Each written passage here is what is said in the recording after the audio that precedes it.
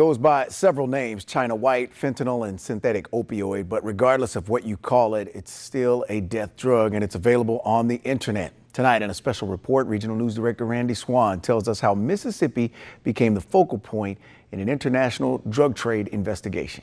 It's probably the deadliest drug that we have seen in the illicit drug trade ever.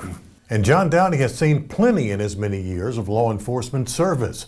Dowdy, who is director of the Mississippi Bureau of Narcotics, is talking about fentanyl, a synthetic opioid primarily manufactured in China and shipped to the United States by the tons. This is a death drug, and people don't understand how serious this drug is and the consequences of it.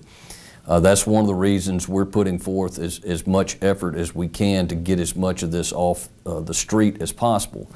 It's about 100 times more powerful than morphine, 50 times more powerful than heroin. And in most instances, when fentanyl is ingested, it ultimately ends up as a fatality.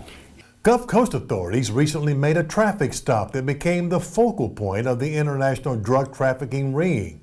The investigation by MBN and by the FBI eventually led to a criminal indictment against a Chinese nationalist on charges of manufacturing and distributing fentanyl. These drug dealers nowadays are as sophisticated as some white-collar criminals. And this particular one and the company associated with this individual operated a web-based supply company. And you literally could go on the internet and type in "buy fentanyl" and this company popped up. That internet domain has been seized, and officials say they hope it will put a dent into the international drug trafficking of fentanyl.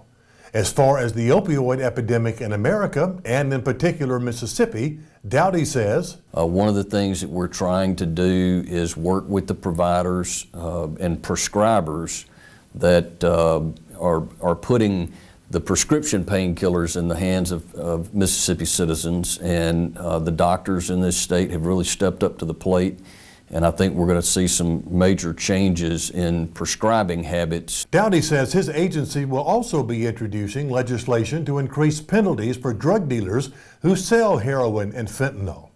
Randy Swan for Fox 23 News. As a result of the indictment, Dowdy says the FBI has opened several investigations internationally into the illicit drug trafficking of fentanyl.